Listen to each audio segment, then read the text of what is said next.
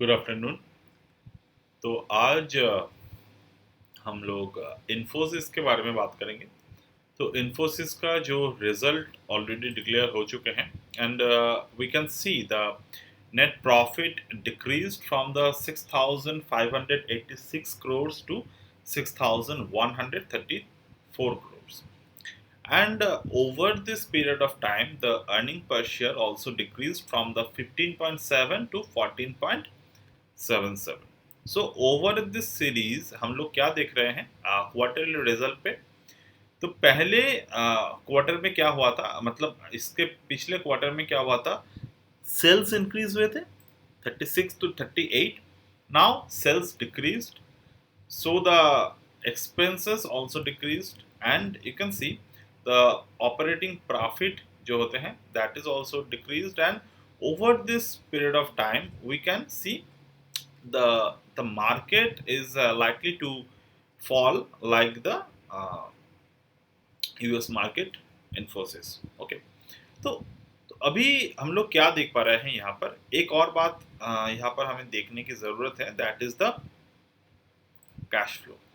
तो कंपनी के पास cash flow के अगर हम देखें तो it is the problem the behind this Infosys. तो in the March 2021, the cash flow was in positive of 6,065 crores, and the same thing happened on the May 2023. तो cash flow यहाँ पर हो गए हैं -7,242। तो जब कैश फ्लो नेगेटिव में होते हैं तो बहुत सारी चीज़ें जो होते हैं वो डीपली इम्पैक्ट होते हैं मार्केट में।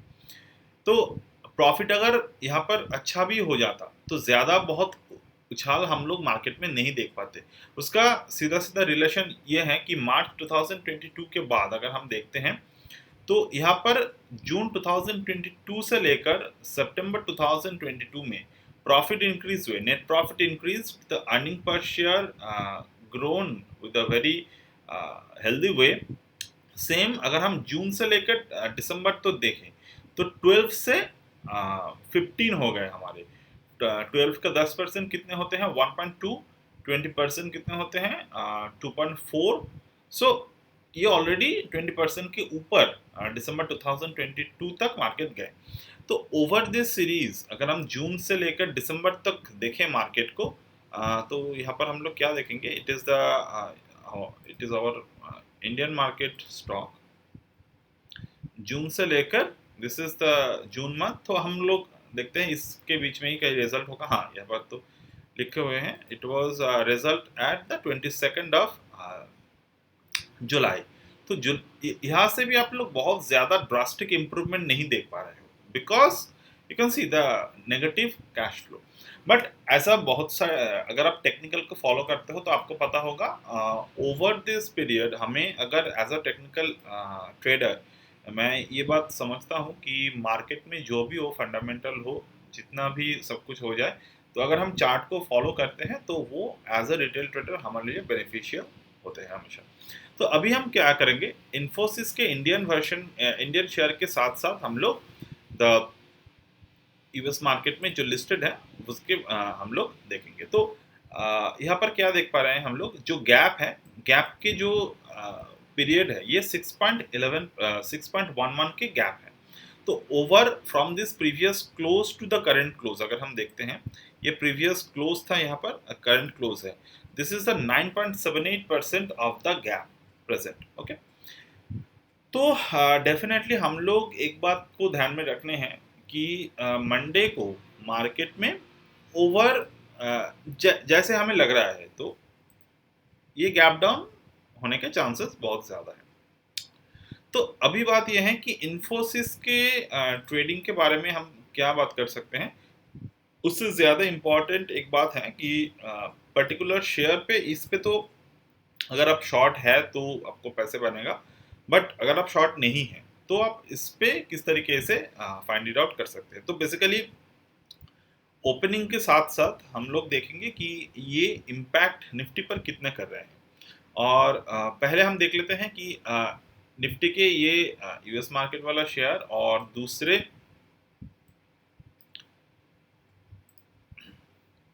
इंडियन मार्केट के शेयर में तो क्या सिमिलैरिटीज हैं। तो सिमिलैरिटीज वाइज हम लोग देखेंगे हाई और लो के बारे में। तो from this particular point market में कहाँ पर हाई किया था, इट वाज द निफ्टी हमारे इंडियन मार्केट में ये है अराउंड 17 जून के पास। तो यहाँ पर देखते हैं मार्केट में जो हाई बने थे वो कहाँ पर बने थे। It was around the same way 17-18 जून के आसपास हमें यहाँ पर हाई देखने को मिला। तो अभी तक मार्केट में ये होल्डिंग था, मतलब ये लो जो था वो लो होल्ड में था। तो ओवर दिस पीरियड हम अगर देखते हैं 23rd ऑफ सितंबर को स्विंग मार्केट ने स्विंग लो बनाए थे and then market formed a swing high. तो हम यहाँ पर देखते हैं 23rd ऑफ सितंबर। तो here also the market formed the low at the 17th sorry 20 कहाँ देखा हमने, this was the 23 September 2022। हाँ 23 सितंबर 2022। तो यहाँ पर एक लो बने थे मार्केट में।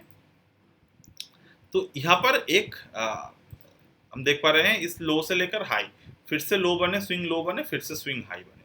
तो सेम पैटर्न हम लोग यहाँ पर रिपीट होते हुए देख सकते हैं। ठीक है, सेम पैटर्न हम यहाँ पर रिपीट होते हुए देख सकते हैं। तो अभी जो हमारे इंडियन मार्केट में शेयर जो थे वो यहाँ पर एक पुल बैक करते हुए नीचे की तरफ जाने की तैयारी में है। तो same way you can see pull back to down. बस एक ही चीज़ है यहाँ पर कि निफ्टी में जो शेयर बने थे यहाँ पर, तो निफ्टी का जो शेयर था वो इनसाइड बार क्रिएट किए ऑन द डे ऑफ 11 अप्रैल 12 अप्रैल, और इनसाइड बार के लो के नीचे क्लोज हुआ। और यहाँ पर अगर हम देखते हैं तो यहाँ पर जो अलग चीज़ है वो है कि 11 अप्रैल 12 अप्रैल मार्केट ने बियरिश एनगल्फिंग पैटर्न को क्रिएट किए, और बियरिश एनगल्फिंग के नीचे मार्केट ने आज मतलब 13 फरवरी मार्केट में यहाँ पर एक डाउनफॉल दिखा है। ऑलराइट, तो डेफिनेटली यहाँ पर हम लोग जो देख रहे हैं कि एक गैप यहाँ पर ऑलरेडी बन चुके हैं। तो ओवर दिस सीरीज हमें अभी हमारे टेक्निकल एनालिसिस के जरिए हमें क्या करना चाहिए। तो मैं यहाँ पर इन्फोसिस के कोई पर्टिकुलर एनालिसिस पे मैं यहाँ पर फोकस नहीं करूँगा, but I will try to analyse the Infosys with directly compared to the Nifty. Okay, so let me just compare this with the Nifty. Okay,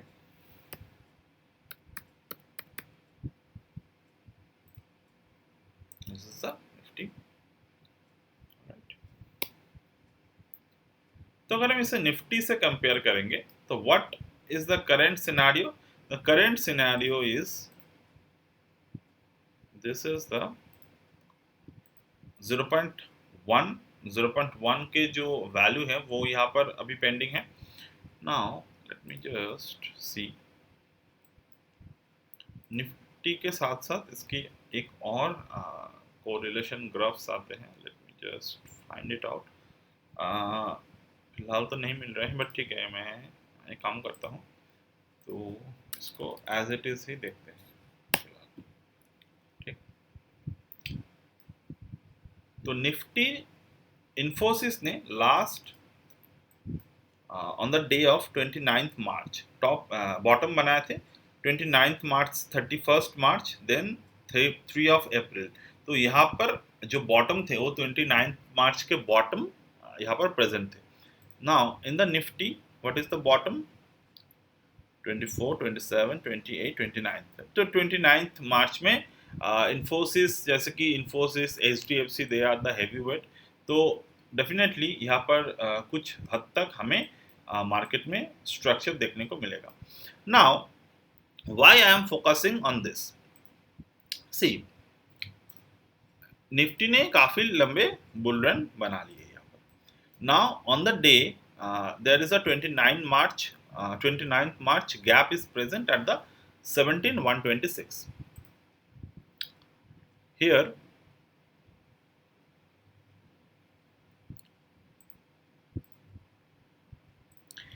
in the US market you can see 29 मार्च 2023 पे इस पे भी एक gap था। Same way में Indian market में भी 29th में एक गैप था जो अभी फिल हो चुके हैं, ये ऑलरेडी फिल्ड है। तो कहीं ना कहीं पर्सनल थिंकिंग में मैं ये मान के चलता हूँ कि निफ्टी का जो ये गैप है ना, ये भी फिल करेगा दोस्तों, सूनर और लेटर ये फिल करना ज़रूरी है निफ्टी के लिए, अगर निफ्टी ऊपर की तरफ भी जाना चाहता है तो भी। और from the past few years हमने देखे हैं निफ्टी कोई भी डायरेक्शन पे कोई गैप छोड़ नहीं रहा है, वो अपसाइड डायरेक्शन हो सकते हैं, वो डाउनसाइड डायरेक्शन हो सकते हैं। यू कैन सी नाउ यहाँ पर 17,000 18,778.2 एक गैप था, निफ्टी ने वो गैप फिल किए। उसके बाद जितने भी गैप्स थे, each and every gap is filled. और सिर्फ इतना ही नहीं, 17,800 पे एक 35 पैसे का गैप था। मैंने ये बात काफ़ी बार बोले हैं आपसे, 17,000 कहाँ गया, इट वॉज 17,800 में एक 35 पैसे का गैप यहाँ पर था, राइट। 17,800.3 17,799.95, तो 35 पैसे का गैप था, वो गैप भी मार्केट ने फिल कर दिए। तो आई स्ट्रांगली बिलीव कि निफ्टी का इस पॉइंट पर ये गैप जो है वो फिल करना चाहिए, गैप फिल करना चाहिए।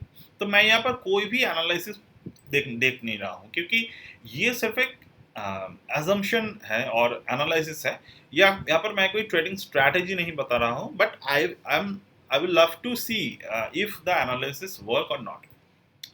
दूसरी बात, बैंक निफ्टी को अगर आप देखेंगे तो बैंक निफ्टी में बजट डे का हाई तोड़ना पेंडिंग था, वो भी पेंडिंग कंप्लीट हो चुके हैं। तो बहुत सारे मार्केट में एक टेक्निकल एनालिसिस में एक टर्म होते हैं, that is called the similarity analysis. तो ये हम लोग सिमिलैरिटी एनालिसिस कर रहे हैं, ठीक है। तो I always found good result with the similarity analysis. Now end of the day we have to understand one thing, it is not you, it is the market who gives you the move, okay. जो move देते हैं आपको उसके according आपके positions को set करने होते हैं।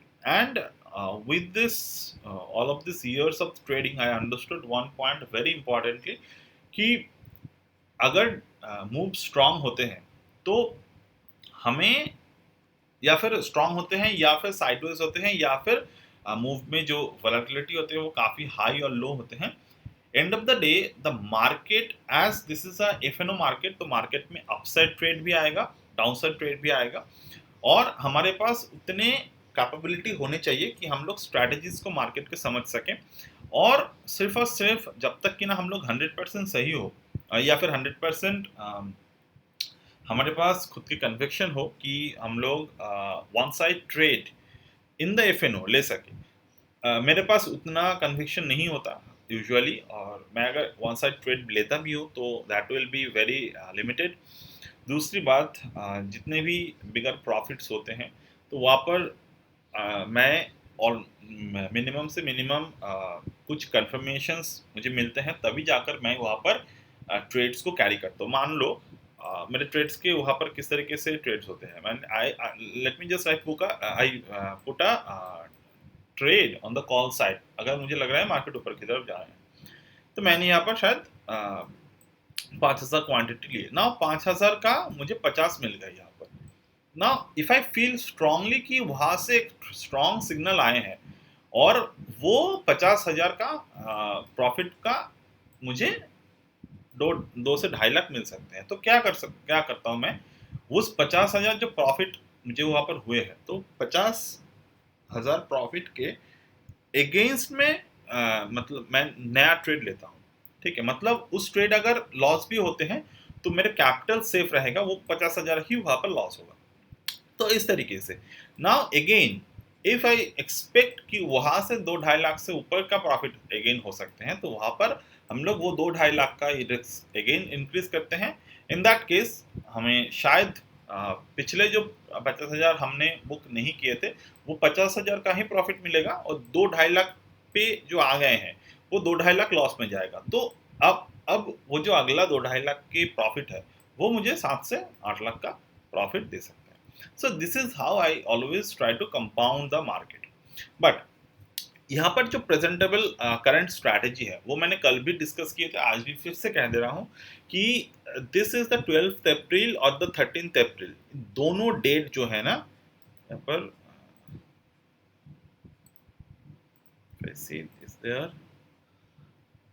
ओ नहीं, यहाँ पर कुछ नहीं. ठीक है, तो यहाँ पर अगर हम देखते हैं कि ये मार्केट 12th अप्रैल 13th अप्रैल इन दोनों के जो रेंज है, इस दोनों रेंज के कोई एक डायरेक्शन पे मार्केट अगर क्लोजिंग देते हैं, I would love to take that trade. Okay, वो डायरेक्शनल फ्यूचर प्लस ऑप्शन पे हम लोग ट्रेड ले सकते हैं, या फिर हम ऑप्शन टू ऑप्शन ट्रेड्स वहां पर ले सकते हैं. और दूसरी बात, इन बिटवीन अगर हम लोग अगर अपने आप में से किसी ने कैश पे ट्रेड लिए हो, तो इस पॉइंट पर आप लोग प्रॉफिट्स को बुक कर सकते हो. ठीक है. So this is how you always need to understood the market phenomena. And again, the Infosys is currently now under pressure. Why? I just clearly shows you why it is under pressure, even with the all of this profit. तो अगर आप देखते हो कि ये profit तो declare कर रहे हैं, अर्निंग पर शेयर ऑलरेडी इंक्रीज्ड. 2019 से अगर हम देखते हैं 35 से 58 हो चुके हैं. 38 का 100% होते हैं 70, तो ऑलमोस्ट इट वाज 58. तो अगर आप मार्च 2019 से इन्फोसिस का चार्ट देखेंगे, मार्च 2019 से आ गया,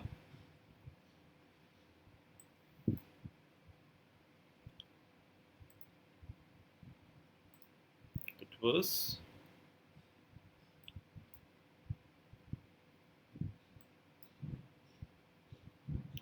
मार्च 2019 से अभी यहाँ तक मार्केट के परफॉर्मेंस क्या है. It was the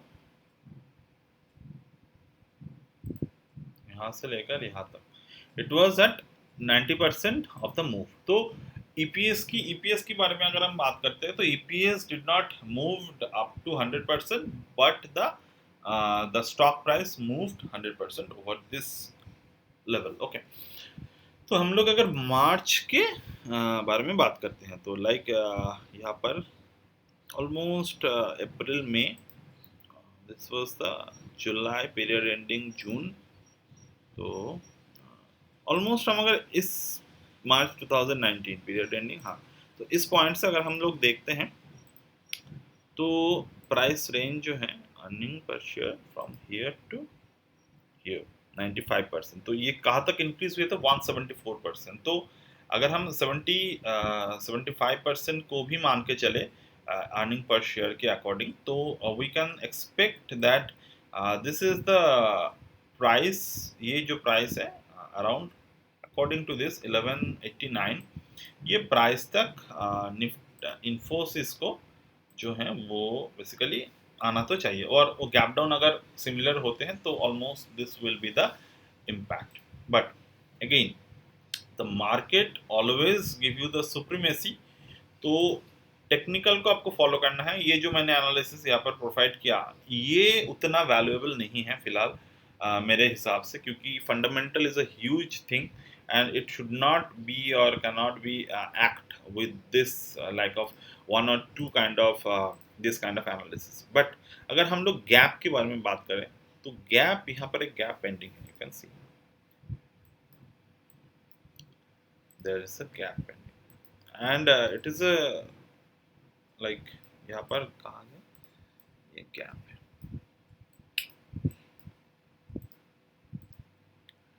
There is a gap, bigger gap. Okay, 847. So there is a gap. Okay, so you are intelligent enough to understood the where the market could possibly hit. और again, Infosys के अगर हम लोग सिर्फ और सिर्फ technical के follow करेंगे, तो टेक्निकल फॉलो पे अगर मुझे ट्रेड लेने हैं, तो मैं क्या करूँगा पर्सनली. तो you can see there is a good technical understanding over this level कि मार्केट में इस पॉइंट पर there is a resistance, the inside bar resistance, inside bar support. तो सपोर्ट कहाँ पर है 1389.2 और क्लोजिंग कहाँ पर हुए हैं मार्केट के एंड ऑफ द डे 1389. तो the closing is already indicating the inside bar low got broken. तो this is a widely accepted technical कि इनसाइड बार के ऊपर और नीचे हमें काफ़ी अच्छे ट्रेड मिलते हैं. दूसरे कुछ टाइम पहले भी हमने एक डिस्कशन आपसे किया था कि फेलियर ब्रेकआउट. तो फेलियर ब्रेकआउट हम लोग किस तरीके से एनालिसिस करते हैं. You can see this was the failure breakout happened on the lower and side. तो लोअर एंड पे एक फेलियर ब्रेकआउट आया इनसाइड बार के. ठीक है, लोअर एंड पे फेलियर ब्रेकआउट आया. उसके बाद हम लोग क्या देखें कि अपर साइड पे भी फेलियर ब्रेकआउट आया, वो भी क्लोजिंग बेसिस पर. ठीक है, now market holds the low 1384 के. तो अगर मैं यहाँ पर एक सिंपल सा फॉर्मूला आपको देता हूँ, 1384 के नीचे अगर मार्केट के क्लोजिंग आप देखेंगे that will be good for the shorting opportunity in the market. अगर मान लो हमने कुछ बहुत अच्छे यहाँ पर हो गए इन्फोसिस में and market did not able to close on the lower end. तो टेक्निकल हम लोग पॉसिबिलिटीज को समझ रहे हैं. मान लो यहाँ पर the lots of investor invested again and they got bigger contract worldwide. तो there will be very good opportunity in the market. तो क्या हो सकते हैं टेक्निकल स्पीकिंग 1384 के ऊपर अगर नीचे अगर क्लोज नहीं दे रहे हैं market, in that case you will understood there is a lot of good things going to happen. You should put the stop loss at here and you can buy. मैं बियरिश को भी explain किया, bulls को भी explain किया. ठीक है, now look at this all of this picture over here. Now मैं यहाँ पर देखना चाहूँगा क्या यहाँ पर कोई फेलियर ब्रेकआउट पहले था या फिर नहीं. Now I would like to see यहाँ पर अगर आप देखते हो there was a same kind of inside bar formation 1314. Okay, यहाँ पर कितने कहाँ पर इनसाइड बार थे. It was also at I think यहाँ पर 20 मार्च और 21 मार्च 1314 को. एक सेकंड, 13 मार्च 2023 13 मार्च. हाँ, यहाँ पर इनसाइड बार कहाँ पे थे 14 मार्च. ठीक है, कोई बात नहीं, हम लोग सिर्फ और सिर्फ इनसाइड बार को देखते हैं, टाइम का मैच होना फिलहाल जरूरी नहीं. तो यहाँ पर इनसाइड बार बने, लोअर एंड पे ब्रेक हुआ, अपर एंड के ऊपर मार्केट ओपनिंग दिए उस दिन 12 अप्रैल को, बट अपर एंड पे कोई क्लोज नहीं हुआ. You can see this one 16th and 17th March. Okay, 16th and 17th मार्च, इसके डेट कितने थे 2021 मार्च. ठीक है, 1661 मार्च को हम लिख रहे हैं कि इनसाइड बार बने, लोअर एंड पे क्लोजिंग हुआ है, अपर एंड पे क्लोजिंग आया. Now again next the market closed below the range. Okay, so I hope the things is clear according to technical for you, and over this series you could understood that what could be the next possible movement in the Infosys and the Nifty. So that's it as of now from my end today, and we'll get back to you.